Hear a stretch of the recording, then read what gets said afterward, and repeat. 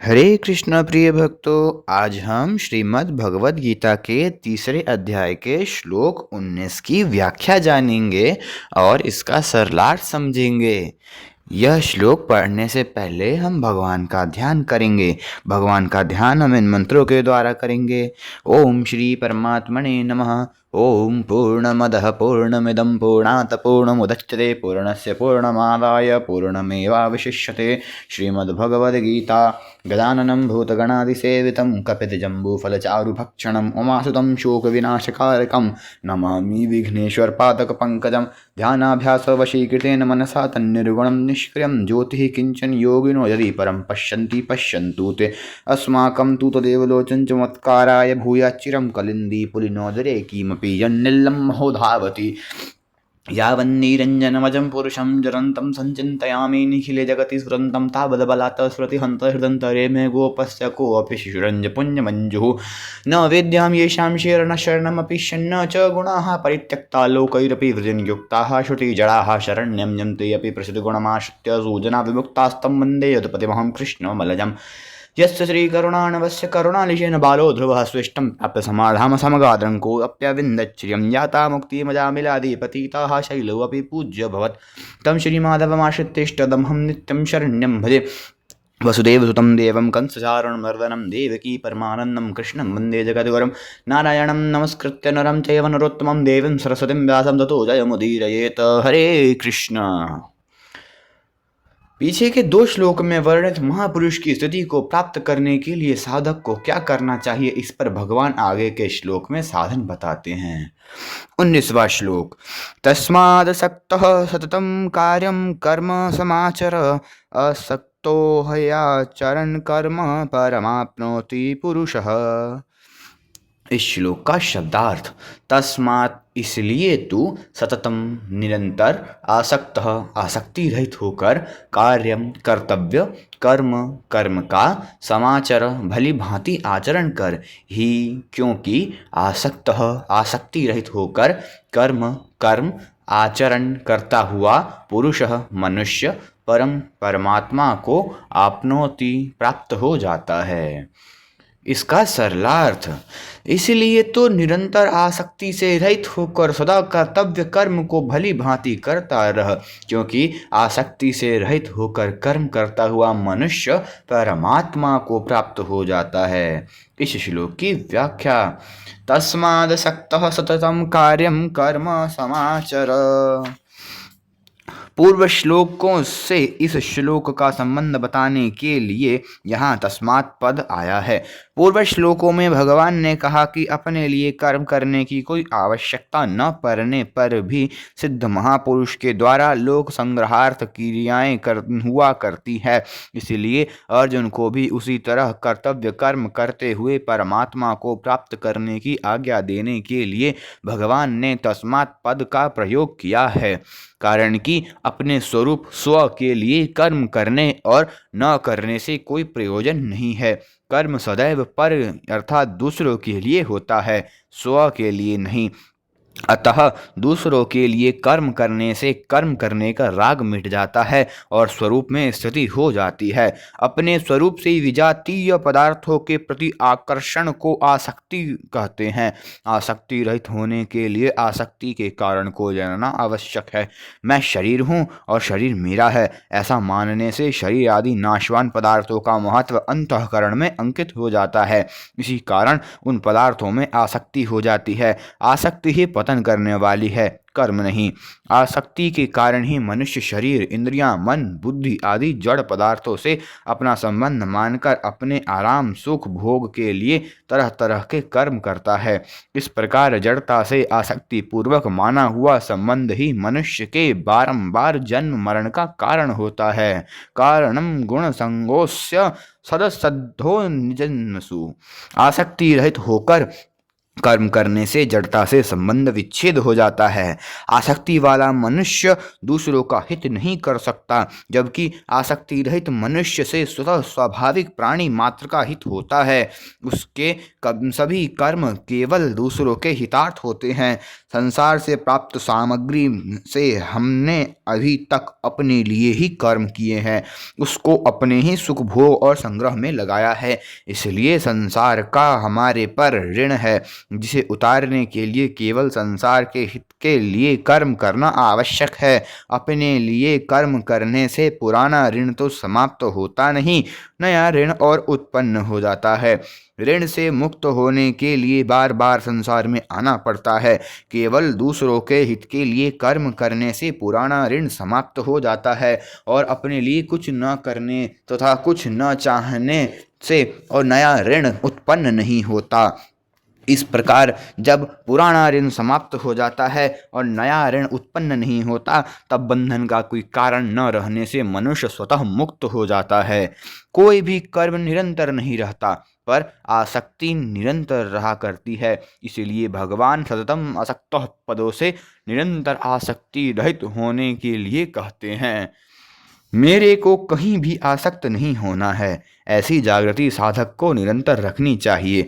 निरंतर आसक्ति रहित रहते हुए जो हित कर्म सामने आ जाए उसे कर्तव्य मात्र समझकर कर देना चाहिए, ऐसा उपयुक्त पदों का भाव है।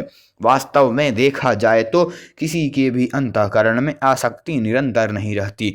जब संसार निरंतर नहीं रहता, प्रतिक्षण बदलता रहता है, तब उसकी आसक्ति निरंतर कैसे रह सकती है। ऐसा होते हुए भी माने हुए अहम के साथ आसक्ति निरंतर रहती हुई प्रतीत होती है।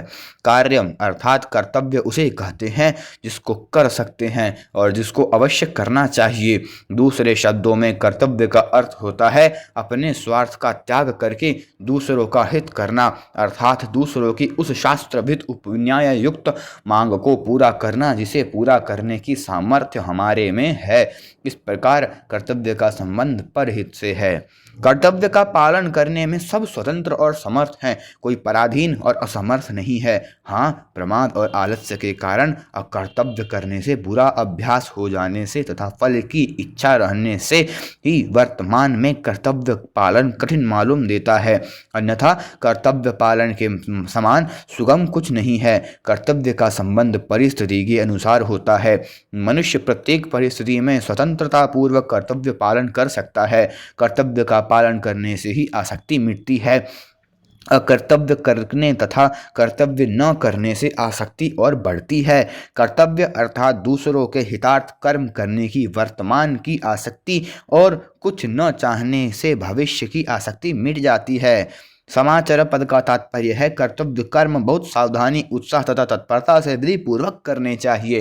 कर्तव्य कर्म करने में थोड़ी सी असावधानी होने पर कर्मयोग की सिद्धि में बाधा लग जाती है। वर्ण, आश्रम, प्रकृति और परिस्थिति के अनुसार जिस मनुष्य के लिए जो शास्त्रविहित कर्तव्य कर्म बताया गया है, अवसर प्राप्त होने पर उसके लिए वही सहज कर्म है। सहज कर्म में यदि कोई दोष दिखाई दे तो भी उसका त्याग नहीं करना चाहिए, क्योंकि सहज कर्म को करता हुआ मनुष्य पाप को प्राप्त नहीं होता। इसलिए यहाँ भगवान अर्जुन को मानो यह कह रहे हैं कि तू क्षत्रिय है, अतः युद्ध करना तेरा सहज कर्म है, घोर कर्म नहीं। अतः सामने आए हुए सहज कर्म को अनासक्त होकर कर देना चाहिए। अनासक्त होने पर भी समता प्राप्त होती है। इस श्लोक की विशेष बात, जब जीव मनुष्य योनि में जन्म लेता है तब उसको शरीर, धन, जमीन, मकान आदि सब सामग्री मिलती है, और जब वह यहाँ से जाता है तब सब सामग्री यहीं छूट जाती है। इस सीधी सादी बात से यह सहज ही सिद्ध होता है कि शरीर आदि सब सामग्री मिली हुई है, अपनी नहीं है। जैसे मनुष्य काम करने के लिए किसी कार्यालय में जाता है तो उसे कुर्सी, मेज, कागज आदि सब सामग्री कार्यालय का काम करने के लिए ही मिलती है, अपनी मानकर घर ले जाने के लिए नहीं। ऐसे ही मनुष्य को संसार में शरीर आदि सब सामग्री संसार का काम करने के लिए ही मिली है, अपनी मानने के लिए नहीं। मनुष्य तत्परता और उत्साहपूर्वक कार्यालय का काम करता है तो उस काम के बदले में उसे वेतन मिलता है। काम कार्यालय के लिए होता है और वेतन अपने लिए। इसी प्रकार संसार के हित लिए ही सब कर्म करने से संसार से संबंध विच्छेद हो जाता है और योग का अनुभव होता है। कर्म और योग दोनों मिलकर कर्म योग कहलाता है। कर्म करने संसार के लिए होता है और योग अपने लिए। यह योग ही मानो वेतन है। संसार संसाधन का क्षेत्र है। यहाँ प्रत्येक सामग्री साधन के लिए मिलती है, भोग और संग्रह के लिए कदापि नहीं। सांसारिक सामग्री अपनी और अपने लिए है ही नहीं, परंतु अपनी वस्तु परमात्म तत्व मिलने पर फिर अन्य किसी वस्तु को पाने की इच्छा नहीं रहती। परंतु सांसारिक वस्तुएं चाहे जितनी प्राप्त हो जाएं, पर उसे पाने की इच्छा कभी मिटती नहीं, प्रत्युत और बढ़ती है। जब मनुष्य मिली हुई वस्तु को अपनी और अपने लिए मान लेता है, तब वह अपनी इस भूल के कारण बंध जाता है। इस भूल को मिटाने के लिए कर्म योग का अनुष्ठान ही सुगम और श्रेष्ठ उपाय है। कर्म योगी किसी भी वस्तु को अपनी और अपने लिए न मानते हुए उसे दूसरों की सेवा में लगाता है, अतः वह सुगमता पूर्वक संसार बंधन से मुक्त हो जाता है। कर्म तो सभी प्राणी किया करते हैं, पर साधारण प्राणी और कर्मयोगी द्वारा किए गए कर्मों में बड़ा भारी अंतर होता है। साधारण मनुष्य आसक्ति, ममता, कामना आदि को साथ रखते हुए कर्म करता है और कर्मयोगी आसक्ति, ममता, कामना आदि को छोड़कर कर्म करता है। कर्मी के कर्मों का प्रवाह अपनी तरफ होता है और कर्मयोगी के कर्मों का प्रवाह संसार की तरफ। इसलिए कर्मी बंधता है और कर्मयोगी मुक्त होता है। आसक्तो हया कर चरण कर्म, आसक्तो हया चरण कर्म।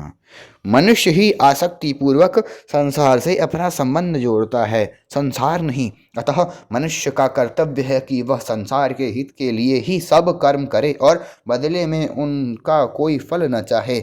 इस प्रकार आसक्ति रहित होकर, अर्थात मुझे किसी से कुछ नहीं चाहिए, इस भाव से संसार के लिए कर्म करने से संसार से स्वतः संबंध विच्छेद हो जाता है। कर्मयोगी संसार की सेवा करने से, वर्तमान की वस्तुओं से और कुछ न चाहने से भविष्य की वस्तुओं से संबंध विच्छेद करता है। मेले में स्वयं सेवक अपना कर्तव्य समझकर दिन भर यात्रियों की सेवा करते हैं और बदले में किसी से कुछ नहीं चाहते। अतः रात्रि में सोते समय उन्हें किसी की याद नहीं आती, कारण कि सेवा करते समय उन्होंने किसी से कुछ नहीं चाहा। इसी प्रकार जो सेवा भाव से दूसरों के लिए ही सब कर्म करता है और किसी से मान बढ़ाई आदि कुछ नहीं चाहता, उसे संसार की याद नहीं आती, वह सुगमता पूर्वक संसार बंधन से मुक्त हो जाता है। कर्म तो सभी किया करते हैं, पर कर्मयोग तभी होता है जब आसक्ति रहित होकर दूसरों के लिए कर्म किए जाते हैं। आसक्ति शास्त्र विहित कर्तव्य कर्म करने से ही मिट सकती है। धर्म ते विरति, शास्त्र निषिद्ध कर्म करने से आसक्ति कभी नहीं मिट सकती। परमाप्नोति पुरुषः, जैसे 13वें अध्याय के 34वें श्लोक में भगवान ने परम पद से सांख्य योगी के परमात्मा को प्राप्त होने की बात कही, ऐसे ही यहाँ परम पद से कर्मयोगी के परमात्मा को प्राप्त होने की बात कहते हैं। तात्पर्य यह है कि साधक रुचि, विश्वास और योग्यता के अनुसार किसी भी मार्ग, कर्म योग, ज्ञान योग या भक्ति योग पर क्यों न चले, उसके द्वारा प्राप्तव्य वस्तु एक परमात्मा ही है। प्राप्तव्य तत्व वही हो सकता है जिसकी प्राप्ति में विकल्प, संदेह और निराशा न हो तथा जो सदा हो, सब देश में हो, सब काल में हो, सभी के लिए हो, अपना सबका अपना हो और जिस तत्व से कोई कभी किसी अवस्था में किंचन मात्र भी अलग न हो सके, अर्थात जो सबको सदा अभिन्न रूप से स्वतः प्राप्त हो। यहाँ एक शंका हो सकती है, कर्म करते हुए कर्मयोगी का कर्तृत्वाभिमान कैसे मिट सकता है, क्योंकि कर्तृत्वाभिमान मिटे बिना परमात्मा तत्व का अनुभव नहीं हो सकता। इसका समाधान इस प्रकार है। साधारण मनुष्य सभी कर्म अपने लिए करता है। अपने लिए कर्म करने से मनुष्य में कर्तृत्वाभिमान रहता है। कर्मयोगी कोई भी क्रिया अपने लिए नहीं करता। वह ऐसा मानता है कि संसार से शरीर, इंद्रियां, मन, बुद्धि, पदार्थ, रुपये आदि जो कुछ सामग्री मिली है वह सब संसार की ही है, अपनी नहीं। जब कभी अवसर मिलता है तभी वह सामग्री, समय, सामर्थ्य आदि को संसार की सेवा में लगा देता है। उनको संसार की सेवा में लगाते हुए कर्मयोगी ऐसा मानता है कि संसार की वस्तु ही संसार की सेवा में लगा रहा हूँ, अर्थात सामग्री, समय, सामर्थ्य आदि उन्हीं के हैं जिनकी सेवा हो रही है। ऐसा मानने से कर्तृत्वाभिमान नहीं रहता। कर्तृत्व में कारण है भोक्तृत्व। कर्मयोगी भोग की आशा रखकर कर्म करता ही नहीं। भोग की आशा वाला मनुष्य कर्मयोगी नहीं होता। जैसे अपने हाथों से अपना ही मुख धोने पर यह भाव नहीं आता कि मैंने बड़ा उपकार किया है, क्योंकि मनुष्य हाथ और मुख दोनों को अपने ही अंग मानता है। ऐसे ही कर्मयोगी भी शरीर को संसार का ही अंग मानता है। अतः यदि अंग ने अंगी की ही सेवा की है तो उसमें कर्तृत्वाभिमान कैसा। यह नियम है कि मनुष्य जिस उद्देश्य को लेकर कर्म में प्रवृत्त होता है, कर्म के समाप्त होते ही वह उसी लक्ष्य में तल्लीन हो जाता है। जैसे व्यापारी धन के उद्देश्य से ही व्यापार करता है तो दुकान बंद करते ही उसका ध्यान स्वतः रुपयों की ओर जाता है और वह रुपये गिनने लगता है। उसका ध्यान इस ओर नहीं जाता कि आज कौन कौन ग्राहक आए, किस किस जाति के आए, आदि आदि, कारण कि ग्राहकों से उसका कोई प्रयोजन नहीं। संसार का उद्देश्य रखकर कर्म करने वाला मनुष्य संसार में कितना ही तल्लीन क्यों न हो जाए, पर उसकी संसार से एकता नहीं हो सकती, क्योंकि वास्तव में संसार से एकता है ही नहीं। संसार प्रति क्षण परिवर्तनशील और जड़ है, जबकि स्वयं अचल और चेतन है। परंतु परमात्मा का उद्देश्य रखकर कर्म करने वाले की परमात्मा से एकता हो ही जाती है, क्योंकि स्वयं की परमात्मा के साथ स्वतः सिद्ध एकता है। इस प्रकार जब कर्ता कर्तव्य बनकर अपने उद्देश्य के एक साथ हो जाता है तब कर्तृत्वाभिमान का प्रश्न ही नहीं रहता। कर्मयोगी जिस उद्देश्य परमात्मा की प्राप्ति के लिए सब कर्म करता है, उस परमात्म तत्व में कर्तृत्वाभिमान और कर्तृत्व कर्तापन नहीं है। अतः प्रत्येक क्रिया के आदि और अंत में उस उद्देश्य के साथ एकता का अनुभव होने के कारण कर्मयोगी में कर्तृत्वाभिमान नहीं रहता। प्राणी मात्र के द्वारा किए हुए प्रत्येक कर्म का आरंभ और अंत होता है। कोई भी कर्म निरंतर नहीं रहता, अतः किसी का भी कर्तृत्व निरंतर नहीं रहता। प्रत्येक कर्म का अंत होने के साथ ही कर्तृत्व का भी अंत हो जाता है। परंतु मनुष्य से भूल यह होती है कि जब वह कोई क्रिया करता है तब तो वह अपने को उस क्रिया का कर्ता मानता ही है, पर जब उस क्रिया को नहीं करता तब भी अपने को वैसा ही कर्ता मानता रहता है। इस प्रकार अपने को निरंतर कर्ता मानते रहने से उसका कर्तृत्वाभिमान मिटता नहीं, प्रत्युत दृढ़ होता है।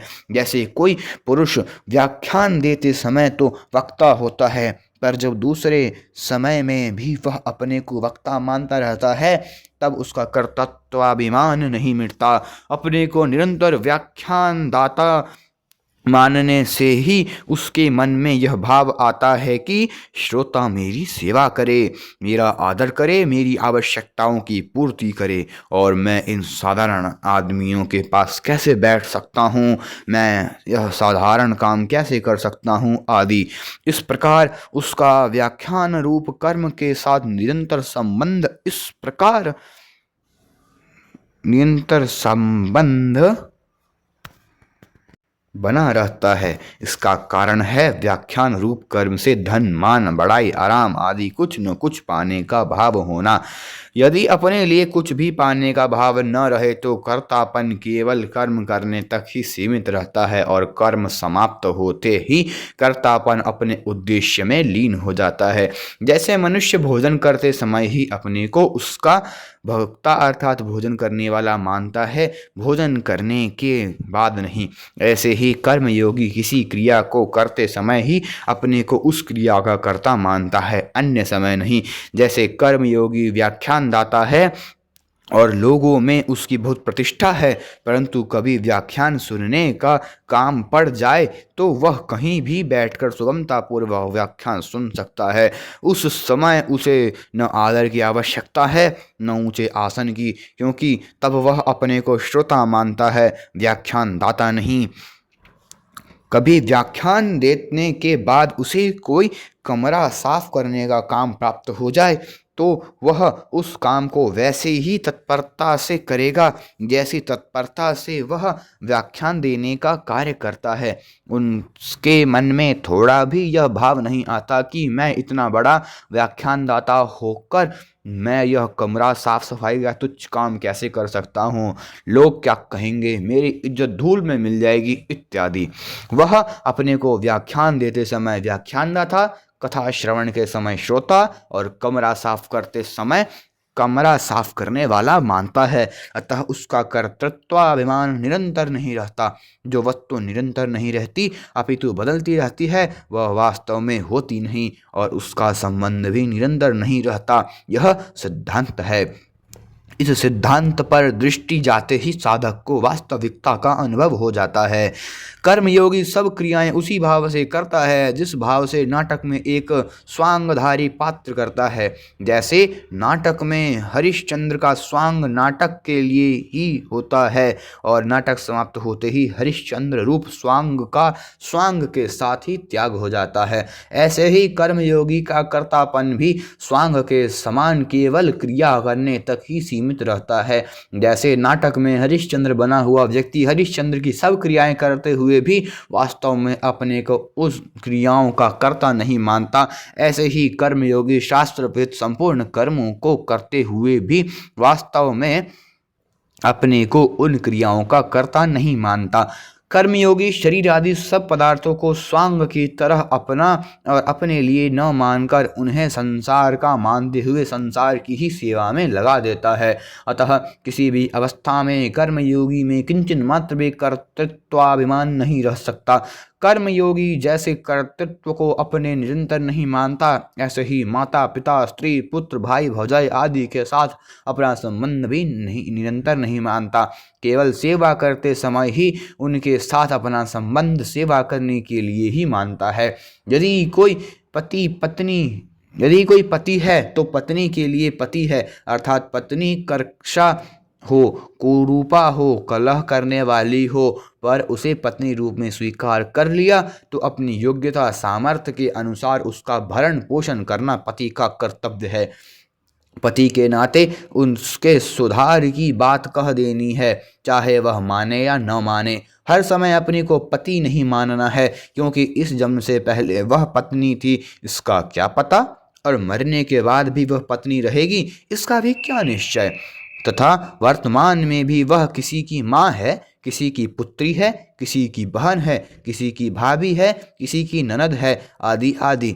वह सदा पत्नी ही तो नहीं है नहीं, ऐसा मानने से उससे सुख लेने की इच्छा स्वतः मिटती है और केवल भरण पोषण करने के लिए ही पत्नी है, यह मान्यता दृढ़ होती है। इस प्रकार कर्मयोगी को संसार में पिता पुत्र पति भाई आदि के स्वरूप में जो स्वांग मिला है उसे वह ठीक ठीक निभाता है।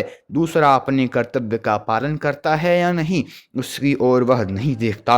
अपने में कर्तृत्वाभिमान होने से ही दूसरों के कर्तव्य पर दृष्टि जाती है और दूसरों के कर्तव्य पर दृष्टि जाते ही मनुष्य अपने कर्तव्य से गिर जाता है। क्योंकि दूसरे का कर्तव्य देखना अपना कर्तव्य नहीं है। जिस प्रकार कर्मयोगी संसार के प्राणियों से के साथ अपना संबंध निरंतर नहीं मानता, उसी प्रकार वर्ण, आश्रम, जाति, संप्रदाय, घटना, परिस्थिति आदि के साथ भी अपना संबंध निरंतर नहीं मानता। जो वस्तु निरंतर नहीं है उसका अभाव स्वतः है। अतः कर्मयोगी का कर्तृत्वाभिमान स्वतः मिट जाता है। इस श्लोक की मार्मिक बात, जिसमें कर्तृत्व नहीं है वह उस परमात्मा के साथ प्राणी मात्र की स्वतः सिद्ध एकता है। साधक से भूल यह होती है कि वह इस वास्तविकता की तरफ ध्यान नहीं देता। जिस प्रकार झूला कितनी ही तेजी से आगे पीछे क्यों न जाए, हर बार वह समता में आता ही है, अर्थात जहाँ से झूले की रस्सी बंधी है उसकी सीध में एक बार आता ही है। उसी प्रकार प्रत्येक क्रिया के बाद अक्रिय अवस्था आती ही है। दूसरे शब्दों में पहली क्रिया के अंत तथा दूसरी क्रिया के आरंभ के बीच और प्रत्येक संकल्प तथा विकल्प के बीच समता रहती ही है। दूसरी बात, यदि वास्तविक दृष्टि से देखा जाए तो झूला चलते हुए भी निरंतर समता में ही रहता है, अर्थात झूला आगे पीछे जाते समय भी निरंतर सीध में ही रहता है। इसी प्रकार जीव भी प्रत्येक क्रिया में समता में ही स्थित रहता है। परमात्मा से उसकी एकता निरंतर रहती है। क्रिया करते समय समता में स्थिति न दिखने पर भी वास्तव में समता रहती ही है। जिसका कोई अनुभव करना चाहे तो क्रिया समाप्त होते ही अनुभव हो जाता है। यदि साधक इस विषय में निरंतर सावधान रहे तो उसे निरंतर रहने वाली समता या परमात्मा से अपनी एकता का अनुभव तो हो जाता है।